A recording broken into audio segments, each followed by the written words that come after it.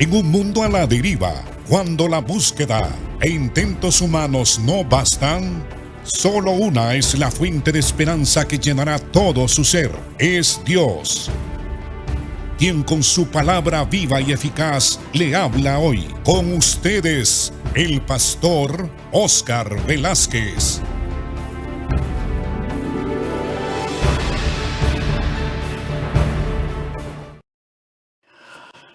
Continuamos con este tema de las riquezas, hermano y hermana. Yo espero que a través de estos estudios aprendamos a administrar los negocios que tenemos, la empresa donde trabajamos, todas las empresas. Gracias a Dios que hemos orado y Dios nos ha dado un medio para prosperar y para proveer lo que nuestra familia necesita. Y el consejo que damos a nosotros los pastores es que el que tiene trabajo, cuídelo. Cuídelo porque en Honduras no es como otros países. En otros países sobra el trabajo. En otros países hay ciudadanos que renuncian a su trabajo y al día siguiente tienen un nuevo trabajo. Pero en Honduras no es así. En Honduras no hay trabajo, no hay fuentes de trabajo. Por eso nosotros vemos tanto vendedor ambulante en las calles. Esa gente fue a buscar trabajo y no lo halló. Pero no pueden dejarse morir de hambre y tienen que proveer para su familia. Entonces se dedican a vender en los mercados, en las esquinas, en las aceras, en las calles. De casa en casa van vendiendo. Y Dios en su bondad y en su misericordia los bendice. Así que si usted tiene trabajo, cuídelo. Trabaje bien. De todo lo que usted tiene, délo. Si usted hace eso y lo hace en obediencia a Dios, aunque su jefe o su jefa no vea, no capte, no perciba su esfuerzo, el dueño de todo sí ve. Él lo sabe todo, Él es omnisciente y omnipresente, Él está ahí presente todos los días en su trabajo. Cuando usted entra al trabajo, ahí está Dios esperándolo. Entonces trabaje para Él y va a ver cómo lo va a prosperar. Dios no es injusto, Dios lo prosperará. Pero en su mente y en su corazón debe de saber que esa empresa, ese negocio, ese trabajo es de Dios. De Dios. Todo es de Dios. Bien, entonces estábamos hablando de las riquezas que no deben de buscarse de una manera deshonesta, como sucede en Honduras.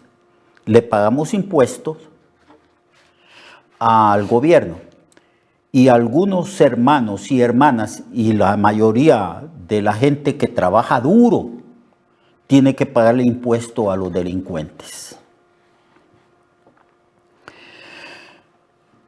También dijimos que la promoción en el trabajo, el hecho de que Dios nos va colocando, vamos ganando posiciones y puestos mejor remunerados, eso proviene de Dios. Cuando ve nuestra integridad, nuestro esfuerzo, cuando ve que estamos actuando y trabajando cada día mejor. Cuando ve que entramos al trabajo a la hora. Si es posible, 5 o 10 minutos antes debemos de estar en el trabajo. Y 5 o 10 minutos después del trabajo, salir. Y hablábamos, la Biblia habla también de advertencias. La Biblia nos advierte. La Biblia nos dice que cuando empezamos a prosperar, tendemos la tendencia de olvidar quién nos ha hecho prosperar. Eso le habló Dios al pueblo de Israel en el Antiguo Testamento.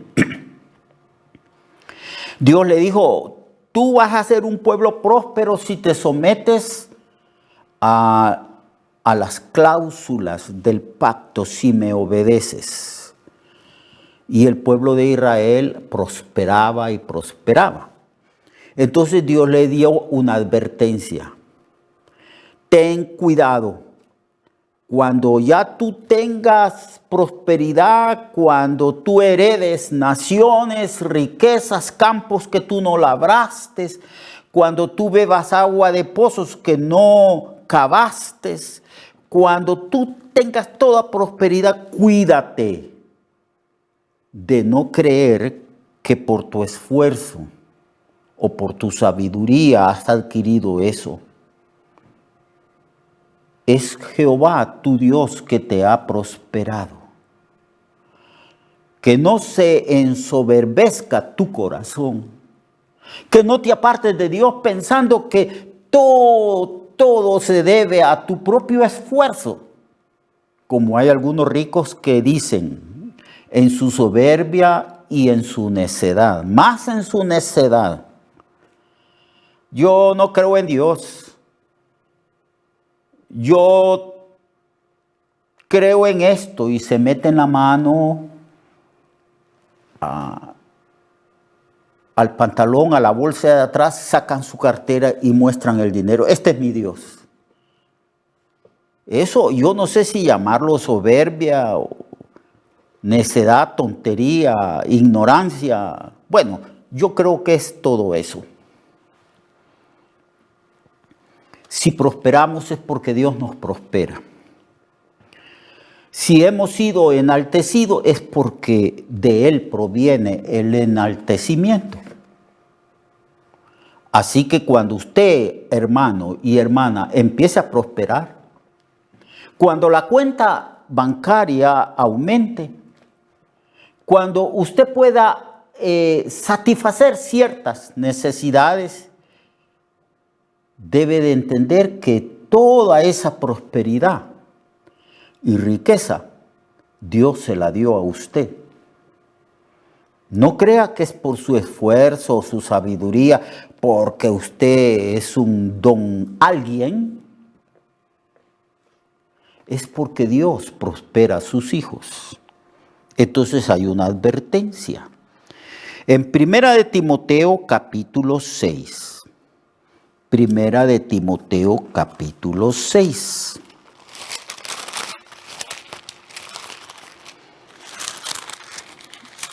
Versículo 6.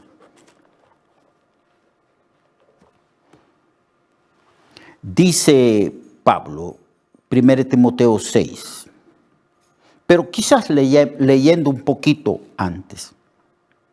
Y dice, verso 3, si alguno enseña otra cosa y no se conforma a las sanas palabras de nuestro Señor Jesucristo y a la doctrina que es conforme a la piedad, está envanecido, nada sabe, y delira acerca de cuestiones y contiendas de palabras, de las cuales nacen las envidias, pleitos, blasfemias, malas sospechas, disputas necias de hombres corruptos de entendimiento y privados de la verdad, que toman la piedad, o sea, esa relación con Dios,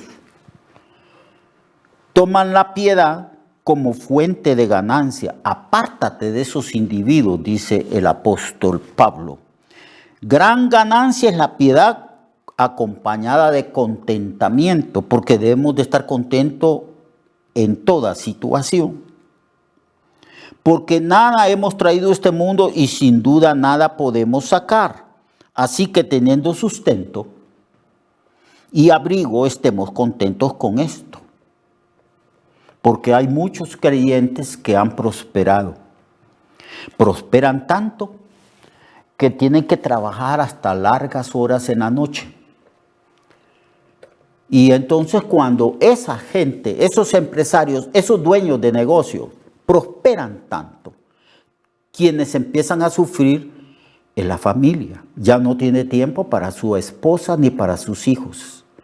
Está tan metido en los negocios y está ya lleno de avaricia que ya no tiene tiempo para su familia. Incluso lleva el trabajo a la casa. Ya no tiene tiempo para leer la Biblia. Tampoco tiene tiempo para orar.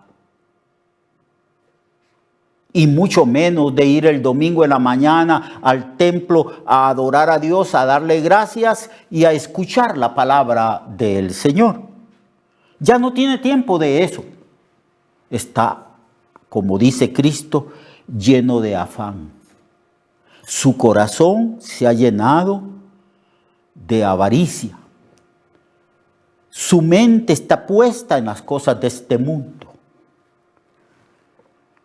Y entonces, por esa razón, cuando hablamos de prosperidad, hablamos de dinero, hablamos de comodidad, hablamos de que Dios nos da todas las cosas, debemos de tener cuidado.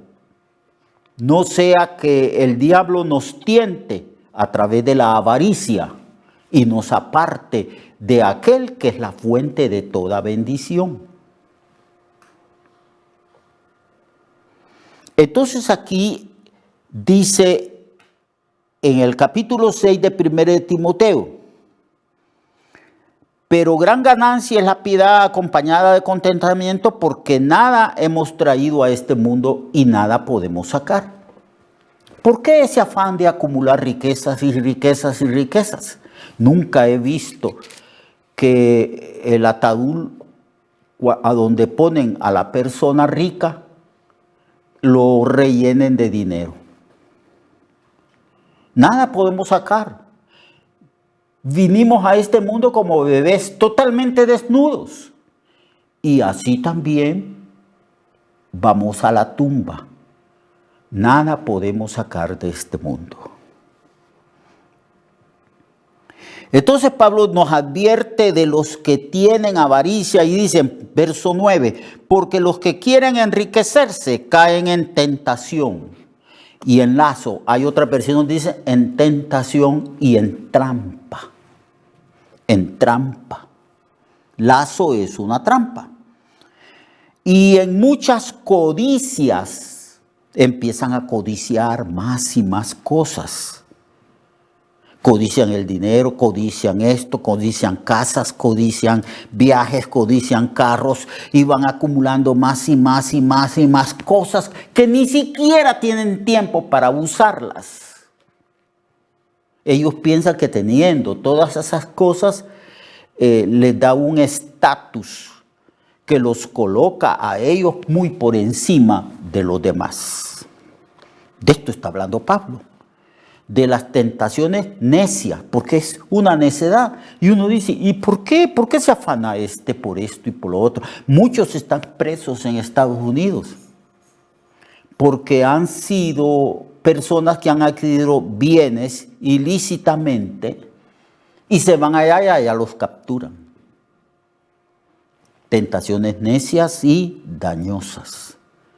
Y en nuestra cultura y en el mundo entero, en todas partes del mundo, se cree que el que tiene dinero es superior a los demás. Que le da un estatus de superioridad sobre los demás seres humanos. Esas son las tentaciones necias y dañosas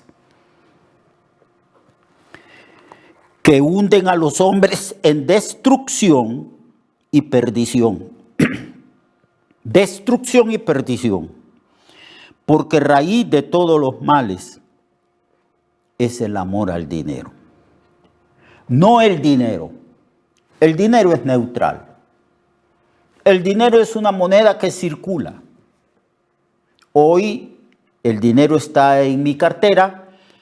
Más tarde, en este día que yo lo gaste, pasa a otra persona y circula por todo el país. Pero el amor al dinero es lo que condena la Biblia, la avaricia, la codicia. el querer acumular más y más y más dinero. Hemos leído en los periódicos noticias impactantes respecto a la avaricia, a personas que andan en la calle pidiendo y que toda una vida han pedido y que cuando se murieron encontraron debajo del colchón o en su casa cajas llenas de dinero.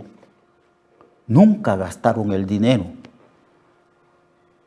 Por eso se declara que la avaricia es idolatría, porque el Dios de esas personas es el dinero y viven para ese Dios. Sacrifican todo para ese Dios. En el Antiguo Testamento, las culturas que estaban alrededor del pueblo de Israel, cuando Dios les dio la tierra prometida, ellos adoraban a dioses que eran sanguinarios, ofrecían sus hijos, sus hijas, en sacrificio a sus dioses. La avaricia es como esos dioses. Los hombres sacrifican a su esposa, a sus hijos, sacrifican el bienestar de su familia, sacrifican a otras personas porque están sirviendo al dios Mamón, al dios de la riqueza. Y Jesús dijo que las riquezas es un Dios que compite contra él. Él dijo, no podéis amar a dos señores, porque amarás a uno y a la larga aborrecerás al otro. No podéis servir a Dios y al mismo tiempo a las riquezas. O sea, no podéis tener dos dioses. Pero lamentablemente, el Dios falso de la riqueza muchas veces triunfa.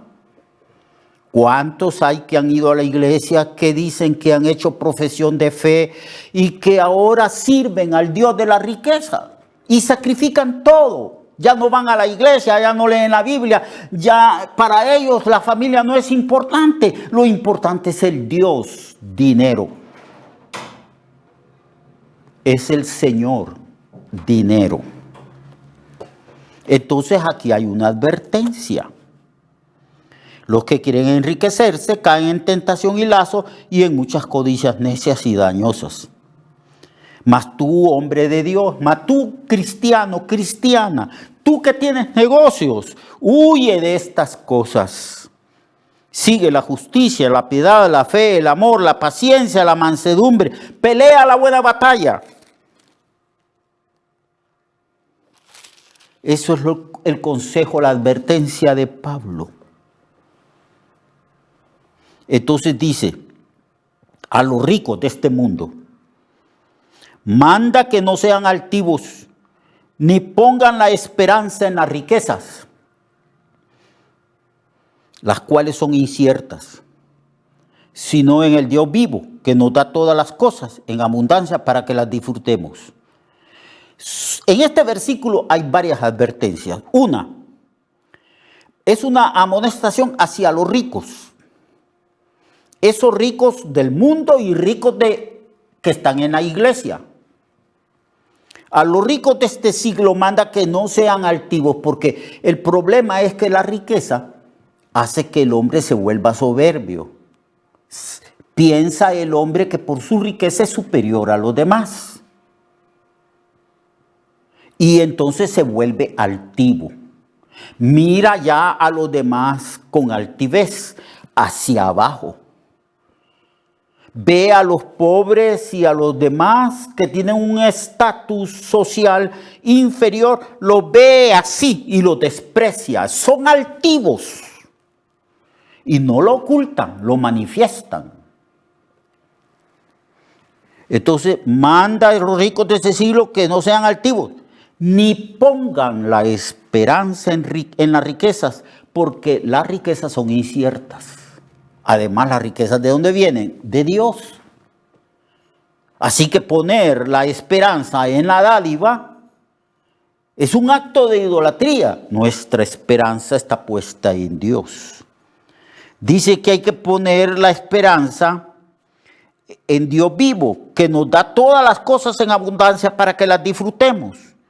Y que estas riquezas es la gran oportunidad para que hagamos el bien, para que seamos ricos en buenas obras, para que seamos dadivosos como Dios es dadivoso, para que seamos generosos, para que seamos generosos. Y cuando hacemos esto, hay como una transferencia, estamos haciendo riquezas en los cielos. Cuando nosotros somos generosos, cuando optamos como Dios, cuando decimos, esta riqueza es para que yo haga el bien, no para que yo me convierta en un avaricioso, entonces atesoramos para el futuro un buen fundamento y que podamos echar mano de la vida eterna. Cuando a Cristo acudían para resolver problemas de tipo de dinero, Él decía, hombre, ¿quién me ha puesto delante de vosotros como repartidor? Mira, guardaos de la avaricia. Así que a los ricos cristianos y a los ricos no cristianos se nos da esa advertencia. Nunca pongamos la confianza en el dinero. Levantemos un poquito más la mirada, veamos al cielo, porque de Él, de Dios, proviene toda buena dádiva y todo don perfecto. Dios le bendiga y le guarde y le prospere. Recuerde que su vida puede cambiar y mejorar, porque la palabra de Dios es viva y eficaz, y más cortante que toda espada de dos filos. Hebreos 4:12. Nuestra oración y deseo es que esta palabra predicada lleve mucho fruto. Le esperamos en el próximo programa, a esta misma hora y en esta misma estación. Esta es una producción de Ministerios Reflexionarte, en colaboración con Sidkenu Network. Sus comentarios son bienvenidos. Escríbanos al correo reflexionartehn@gmail.com o al 504-9802-6186. 504-9802-6186.